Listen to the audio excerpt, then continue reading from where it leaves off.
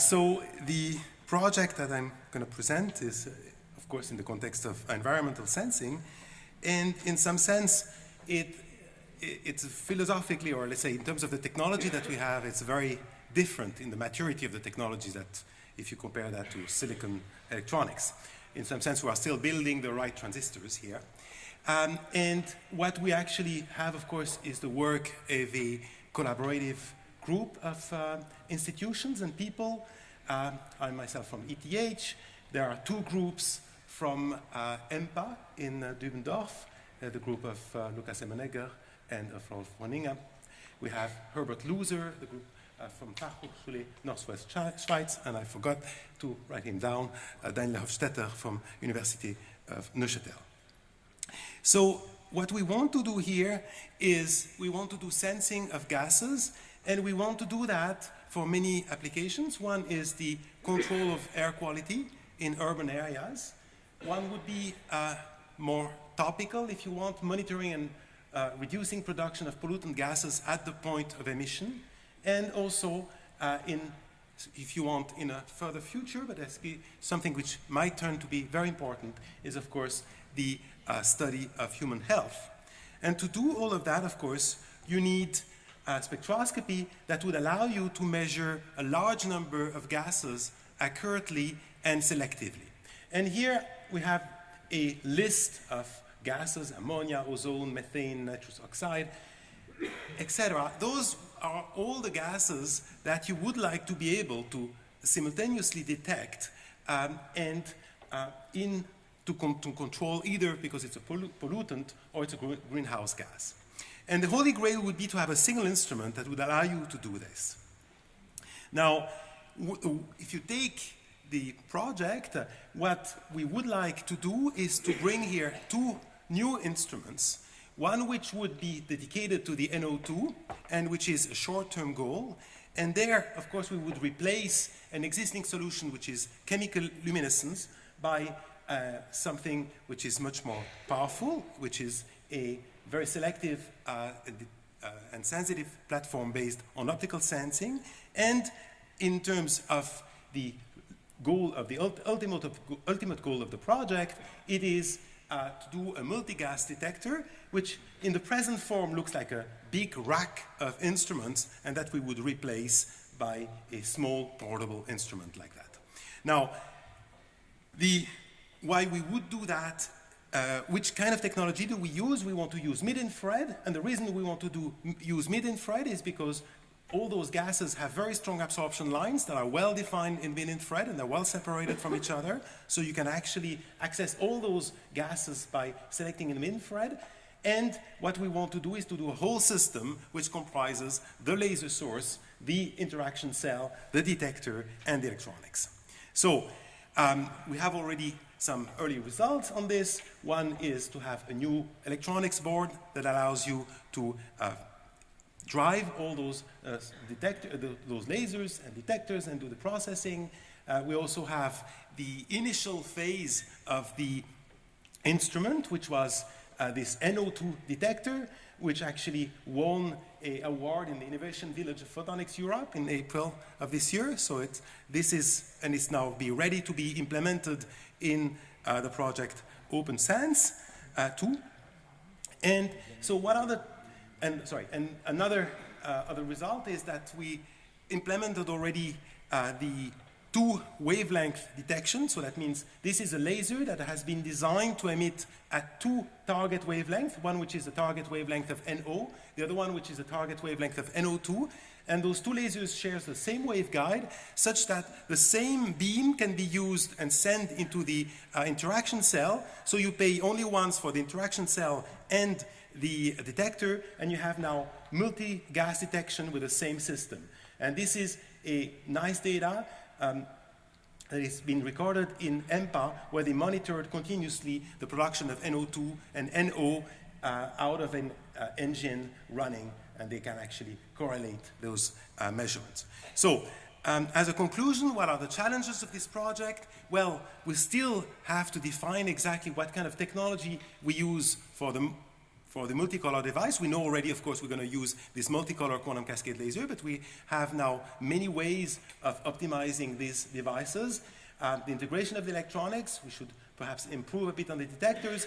And of course, this is a platform that actually can be recycled for other applications, like medical applications and so on.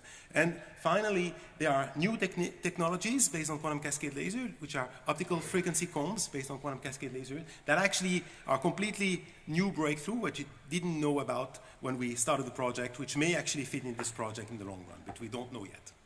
Thank you. Very good.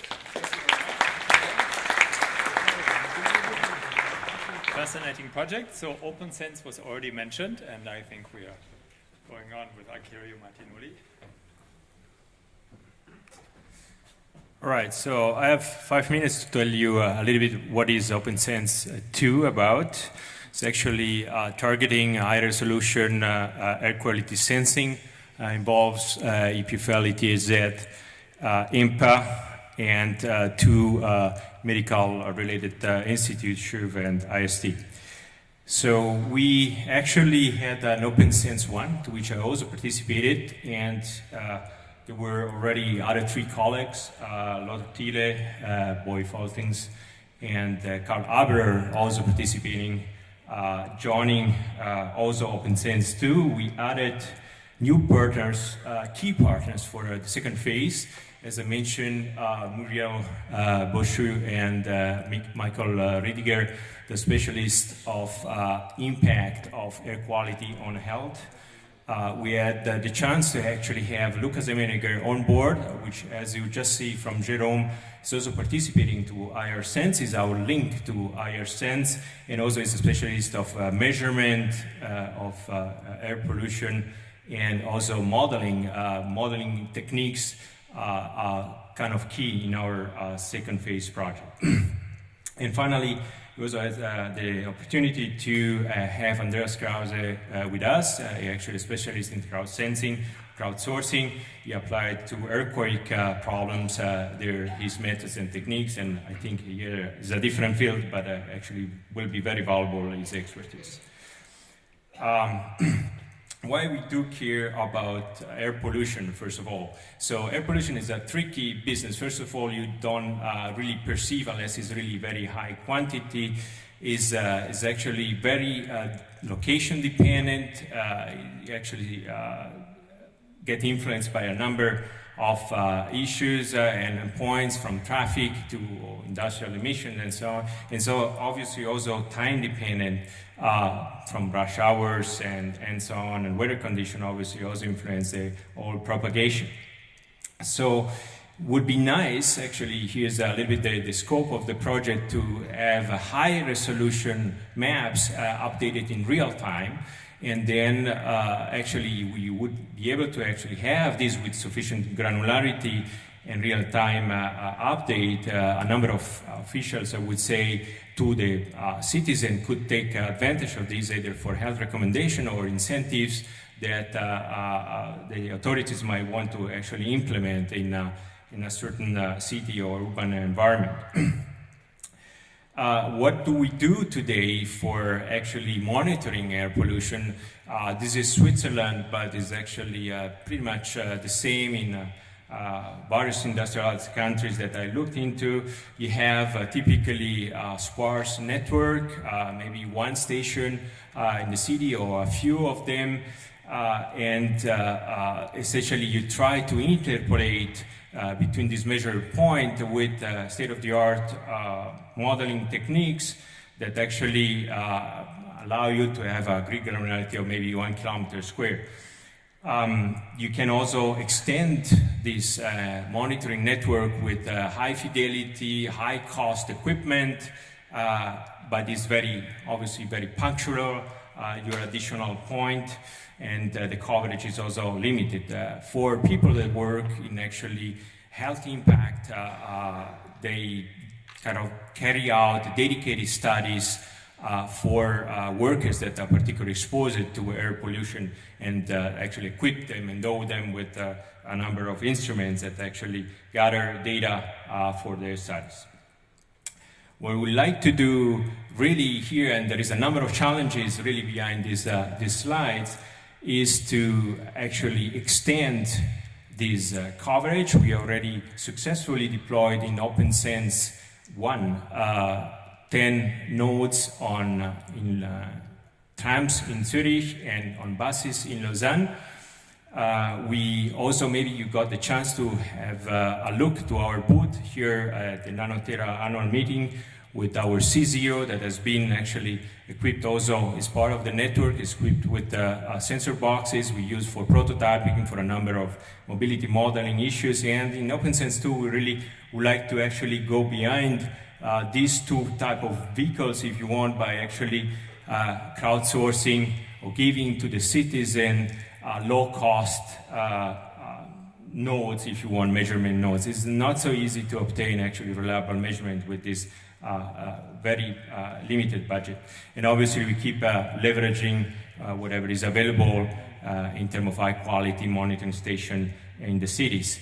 Our environmental engineer experts actually use it to actually incorporate data gathered with various data that are available in a catalog of emission sources, landscape, and so on, to actually obtain land regression models for improving the accuracy of the maps.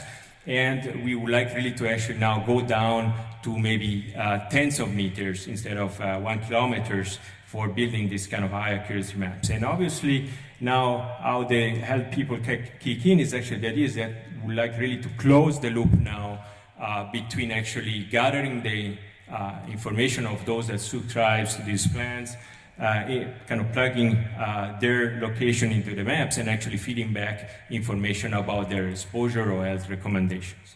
So that's a little bit the challenge of OpenSense 2. Thank you.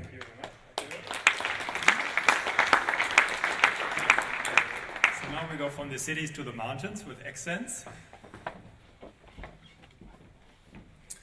Okay, I talk about ETHZ 2, and so I concentrate today on natural hazard warning and discuss a little bit why and where this is useful for this kind of application. So participants in the project are from diverse areas: computer engineering, Jan Beutler and myself, then from physical geography, Andreas Thiele, then geodesy and photogrammetry, Alain Geiger, then someone who may use or is using our results, Hugo Retzo from Federal Office of the Environment, and in terms of sensors and new sensors, Christoph Herold and Cosmin Roman from Micro and Nano Systems. So what do we try to do?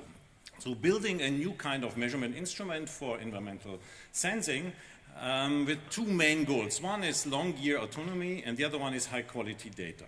In order to make it a little bit more complex, we do this in hostile areas, in this case in high alpine regions. So because then we really go to the limits of what is really feasible. So why do we do this? Well, there are very complex geophysical processes going on, especially in these high areas. These are so-called permafrost areas. Former was always frozen, now because of warming, sometimes frozen, sometimes not. And this induces destructive processes, so you have rock slides and landslides. So in terms of applications, there are two main goals. One is understanding these geophysical processes, and the other one is going towards early warning. Just to see what is there, because it's number 2, right? So there was number 1 before. This is that's what has been done. And you see here various of these field sites, Matterhorn, there's also Jungfraujoch, and the main one is currently in Matter Valley. And you see some of the inventory, so GPS cameras, network cameras, high-resolution cameras with low-power wireless networks, long-range wireless networks. So what we have is a complete chain from the sensors to the processing via various stages. And of course, we have a big data problem because of several hundred millions of data items collected, need to be processed and generate scientific results. What is about the impact? So why do we do this? So one thing is, of course, using these systems for early warning, and you see already some indication that this is going on because we transfer the technology to the Federal Office of the Environment. The other one is sometimes actually events are happening. One is shown here in June 2013. So there was one of these rock slides going on. Had a broad press coverage, village evacuation. So it was danger for infrastructure and for people. And we have been close by, moving our sensors, generating data, and putting them to the corresponding authorities. And at least they understood that we had them. Right? So this is one thing in TV where they acknowledged that we provided data. As I say, this is one of the reasons why we do this, and the other one is new scientific knowledge, understanding the underlying processes, working together with geophysicists. Well, this is just to say, well, we are not alone. So in the course of the project, many others somehow contributed. We are cooperating with companies producing the things, with other people in the application domains, and having a frequent exchange of knowledge, apparatus, software, technologies, and so forth. And there's another field site now in Aiguille-du-Midi, all the nice places you find in the mountains. Okay, so the last two slides are about what we have in mind now in ETHZ 2 and what is the point. So if you look at all what we measure, sometimes these are high-rate measurements like GPS and also acoustic measurements. And they need a lot of power, and energy is scarce in these areas. So we don't want to collect all of these data, only the important ones, and we don't want to spend energy in order to collect things we don't need. So we would like to go towards something that is really where the energy we need and the data we produce is really proportional to the service we get. Okay, so it's going towards a completely event-based architecture in all of these aspects. And I give two examples. One is new algorithms for GPS. So we have seen before, we have, with the usual GPS, you have in your mobile phone something like centimeter, millimeter accuracy. Now the goal of Alan Geiger is to do something where you switch on the sensor and you can measure in a very short time movements. So this is something where you measure events and not something you're not interested in when nothing moves. And the other one is going towards sensors and actually mountain stalks. So if they don't feel well, they generate not speech but noise. Okay, and this is something you can sense, and it helps you to understand the processes. So the next step is to do some acoustic measurements on the mountains, and to try to do this again with zero power. How this is possible? Well, therefore we have Christopher Herold and Cosmin Roman in consortium. So what they try to do is to do new kinds of sensors based on micromechanical and nanomechanical devices, zero power acoustic sensing. So they do an amplification via resonance, mechanical resonance, and then having zero power switches that switch on when you have this nanometer changes induced by acoustic signals. And the technologies are here and they are going to be developed. So we have been going back in the project from and extending what we have been doing, the whole sensor network architecture. We are rebuilding it towards something that's really event-driven and with new kinds of sensors. Yes?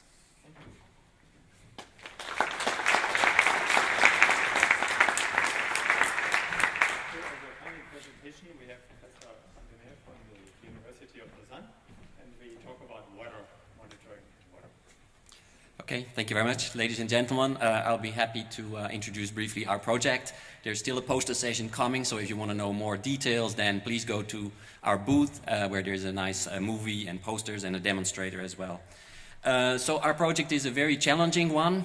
It involves a number of biologists, then microengineers, robotics people, and this gives an interesting mixture. The goal we have set ourselves is to try and build a robot, so an automated device that can track pollution, and track pollution particularly in the water. And the question that you obviously have is, this sounds very interesting, but why would you do it? We have all we need, so why to go to something that looks very complicated? Well, the reason is very simple. You all know that we have very advanced analytical capacity in terms of GCMS, LCMS, MS, and so on. This is rather bulky. So if you want to go to the field, then this is, I would say, a slight overkill, and it's also a slight disadvantage because it's not real portable. However, there's in our endless drift to gather more data about the environmental quality, we want to do something about this. The second thing is that sampling is not straightforward and is in many cases cumbersome. To measure air quality, you can put sensors here and there. To measure water qualities, you can have buoys floating around. But in many cases, you also want to be able to sample at different locations, which can take extraordinary manpower, as shown here for an oil spill on the North Sea. So the idea that we have when we sat together with robotic and microengineering people said was, okay, why don't we build an automated device that actually either can track itself the pollution that's shown in the lower part, that's the most challenging part, or that you can send on a defined path and have samples taken and then analyzed along the way. And that way you could then calculate a map of where the pollution is actually going. So the advantage that we have in this project is that we can depart from a robot. It's called the Envirobot 3. It's built at the robotics laboratory at the EPFL. The advantage here, and that's the reason why we chose for this robot, is that it's a modular part, so it swims like a snake. And the modules give the advantage to each of the groups to implement their parts of the sensors into a module and then later on build it all together. There are several disadvantages of using such a snake as well. That is obvious, but that doesn't keep us from actually doing this project. So the project is full of challenges. The biggest challenge is actually that, in contrast to what most Nano-Tera projects do, is implanting electronics in biology, we do the opposite. We're the only project that implants biology into electronics. And that gives a number of challenges in itself, because not all biology wants to be readily connected to something electronic.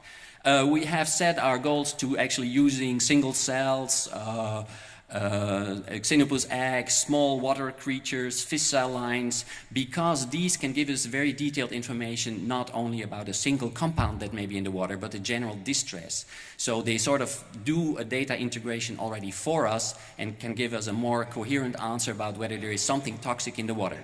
But then the question is obviously, how do you relate this to a robot? And what we're thinking of are various microfluidic applications. And on the presentation in the booth, you can see Daphnia being held in a microcage, swimming bacteria, all kinds of crazy ideas that we have. And the signals that those cells can display can then be used to being integrated into the robot. Then obviously there's also big challenges in the robot itself, because it can swim, but it's perhaps not optimal yet. It needs improved power, it needs communication between sensors and the observer on the outside, it needs data analysis, and more particularly difficult is to give it sense of direction. So can you get a robot in the water that can measure something and then decide, hey, this is the way to go next to find and trace a pollution source? So overall, this I see all skeptical faces. So this has been our first year in the project. We have already done a number of things that you can see at our booth. I think what is also important is that not only the final package count, but many individual parts count as well. To give you an example, we have a patent on a bacterial biosensor that measures arsenic that you can also use in a glass vial. Thank you very much.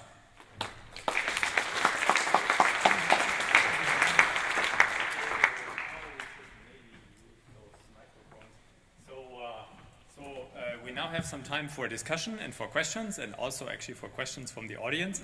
But I'm using my prerogative here to actually ask the first question. And so one question I have in Nano-Tera, we have sensors and we have projects that use those sensors for something, and we have seen some example in here. But I'd like to ask the projects that actually use sensors, what other sensors would you like to see? What are the big frustrations? What would you like people to work on? What would really help if somebody came up with a sensor or if somebody worked in that direction? Because I think there are people in the audience from other projects. Maybe they give you more ideas for the future. You can start. Okay, so you have to switch on. So no. So in the environmental sensing project, actually we started with ETHZ 1, and we used more or less conventional sensors. There were some additional sensors from geophysics. They built them themselves, but somehow more. But otherwise, the GPS sensors were the same ones you have in your mobile phone, and the algorithms were new. We were inventing. Now, in the meantime, in ETHZ 2, actually was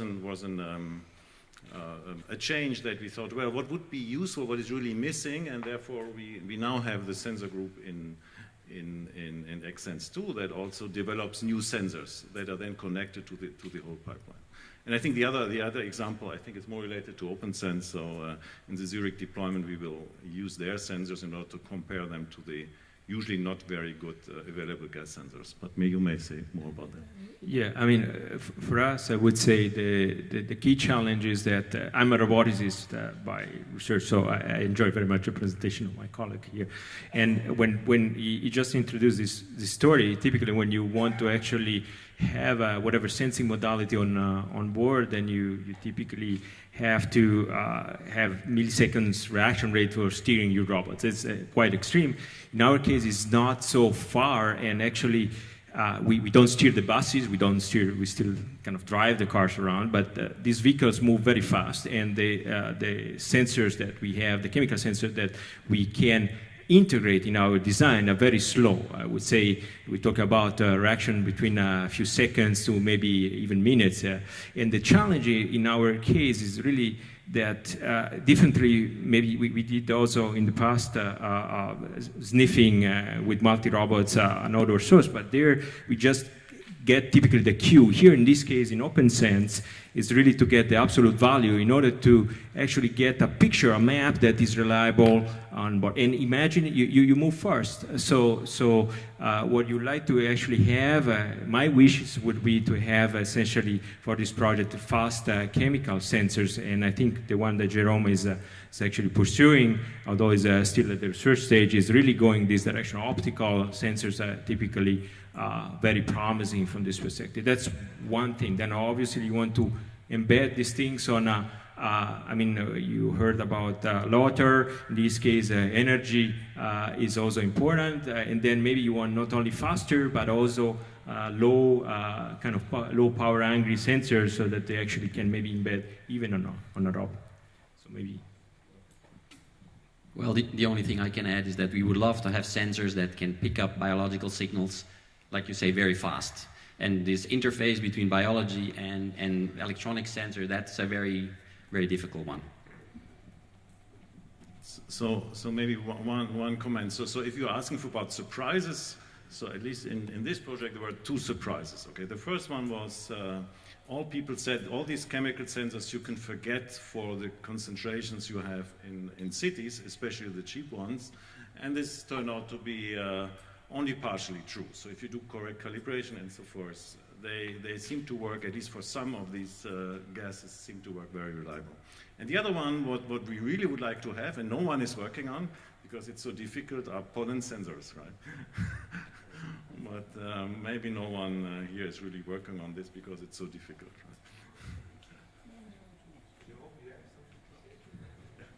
right? Yeah, I mean, I think the point of sensors is that it's very difficult because you have, at the basis, you have a physical effect that you're using to sense. But then obviously the sensor is not just a physical effect. You need kind of the hardware that goes around, you need the sampling that goes around, and you need kind of the first interface towards your electronics. Which means that when we talk about sensor, we are talking about, I mean, really a whole instrument that comprises 3 or 4 parts. And this, I think, is the big challenge. And there are, of course, sensors that exist that are kind of well developed. And if you're sensing probably GPS is one example, there's a great, but there are many other sensors where there's a lot of work to do to harness all those parts and to understand how to make it work correctly. So maybe there are some questions from the audience. Lothar, you do event processing. You look for energy efficiency reasons, you look for events. How do you handle false alarms or missed hits? In a sense, if you would collect all the data and post-process them, then of course it would be disaster with energy efficiency, but isn't it a critical issue to have missed hits?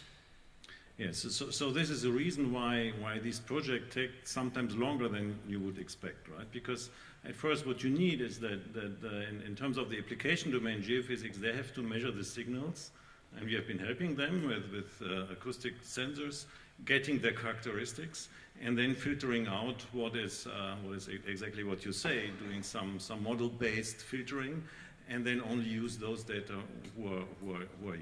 which are useful. Why? Because otherwise you're spending too much energy in processing things that are not worth to be done. Therefore, this close cooperation to let's say, in this case, geophysics is extremely important, because otherwise you don't know what to do, right? What are the models, what are the fault models you can have? But the same is with sensors. So they also have sometimes very, very interesting fault models. You have to know, have to experiment, and then you can put this into your system. Okay. Another one? Yeah. So, Alkeri, you already mentioned your prior work on gas plume detection with mobile robots, and I hear the other project working in the fluid phase. And I wonder, since we have both of you on stage, so what's really different between gas and fluid phase in your work? What's the challenge, and what's the similarity where you could possibly benefit from this, from each other? One is sensors, obviously. I don't have experience personally on tracking plumes underwater. We do have a project ongoing a little bit in this direction. No, I was part of the DARPA ONR group in the US, where essentially for emulating, it's sometimes more predictable and easier to emulate a plume in water. Although then, if you want to apply these, I would say, algorithms to air, it's not exactly the same thing. The sparseness might be different, Reynolds numbers might be different, and this and that. Underwater, another major difficulty is, from a robotics point of view, particularly when you talk about distributed robotics, is communication. Right? We're talking about a few bits per second in best cases. If you are, at least 50 meters away, if you're very close, you can use optical communication and stuff. So all sort of algorithms that involve some sort of cooperation, wireless networking, immediately way more cumbersome failing underwater. These are kind of two things that just pop to my mind. I think in general, there are the rule of thumb that the roboticists think about the same functionality in air costs 3 times more in water, simply because packaging and all sort of the market is smaller. You don't find essentially all the same sensors actually cost way more, because it's only a few companies that do this type of things. But maybe my colleague has a different opinion. That's my roboticist approach. We certainly have a different idea about this. I think in water, clearly the time scale is different, so the diffusion in water is much slower. And to precise this point, we're not going underwater for now, because that would be too challenging on the data communication, as you say. However, on the other hand, there are several approaches that can be thought of in water. One of the things that we're not doing, but that other projects are doing, is swarming. For example, have swarms of fish robots in order to detect plumes and to facilitate the data analysis compared to a single thing that is moving or is staying on place. But I think you have to differentiate as well in the types of things that you would like to measure. In some case, it could be an aquaculture that wants to trace if there is a specific pollutant nearby or threatening the aquaculture. In other cases, in harbors, it may be many different compounds that you want to trace, and where you really want to find who is the pollution, who's causing the pollution. So. But I would also, I think our project in the end may be very well expandable to having swarms of, flying objects that would actually measure other things in the air. The biological sensors could also work in the air, finally, because we are also sniffing, so I don't see the problem there. Many of the functions now integrated in the smartphones, okay? So wearable devices. So environmental monitoring sensors, what do you think in future, 5 or 10 years later? What kind of sensor can be integrated in the smartphone? Should be small and the performance in future? I think the mid-infrared sensing has definitely a future. It is the optical sensing, be it in the near or mid-infrared, is definitely something that I believe will be in smartphones in some future. So you can make it that small? Yeah, definitely. It's the devices themselves are millimeter size, They are maybe a bit big for, well, you know, they may, maybe not in this smartphone, but kind of as an accessory for personal medicine. But I mean, it's in some sense, it is smartphone compatible in the size. The interaction cell is, in some sense, the most difficult part, because that's where, if you want to measure gas, it's hard. The interaction length of your optical beam, let's say, with the gas is, of course, something that is difficult to scale down. What you can do, of course, is resonators or multipass cell, which is already something which is done. And so this is perhaps the part which is the hardest to really scale down in size. But the rest is definitely micro. I mean, is photonics at the level of devices.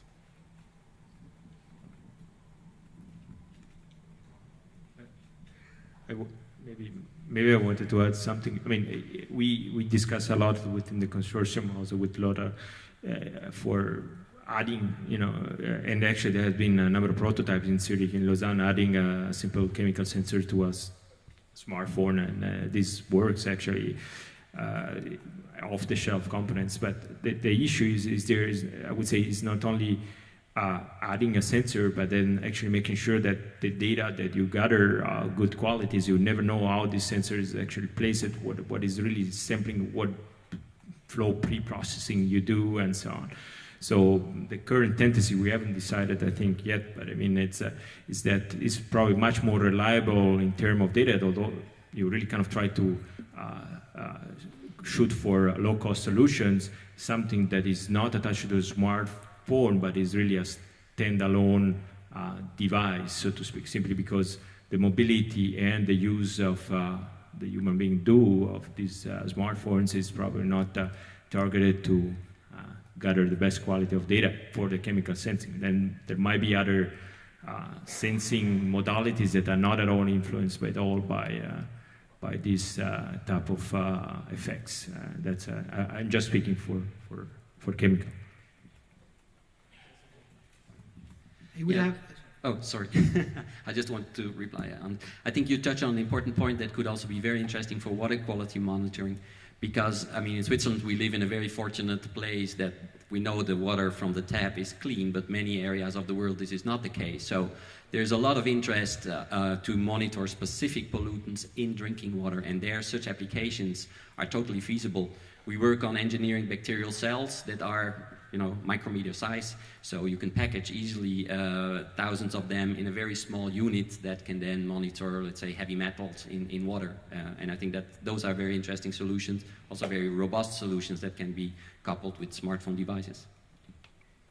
I would just have a comment, because the whole discussion has been focusing on sensors, in other words, on the nano part of Nano-Tera. I would like to have your opinion on the fact, if you have a lot of cheap sensors that are not very good, but that are cheap, and you have a very good model of the phenomenon that you are trying to measure, how much can you recover from the bad quality of the sensors?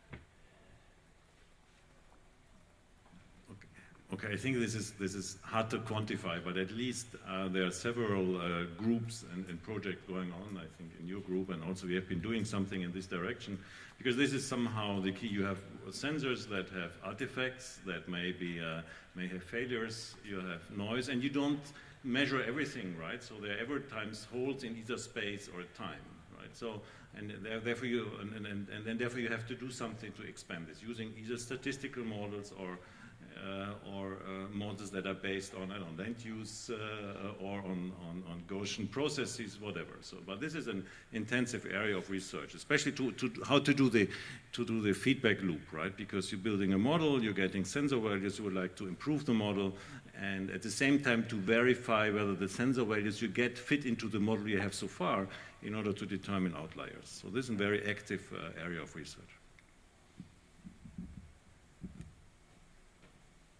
Okay, is there any other pressing issue that you would like to ask the panelists? Okay, if not, sorry. then yeah, sorry, I just wanted to add, and it is a hot debate, and I think it is a quantitative, and something that of course cannot be answered by just a statement, and it has to be sort of justified. And if you think in terms of just of a Gaussian analysis, and you need just n square, which is already kind of a bad thing. Plus artifacts, you cannot always remove artifacts. And so the trade-off between having lots of very cheap sensors and one very good sensor is really something that has to be decided case by case. I think it's really... Okay, so thank all the panelists, and we move on to the next one.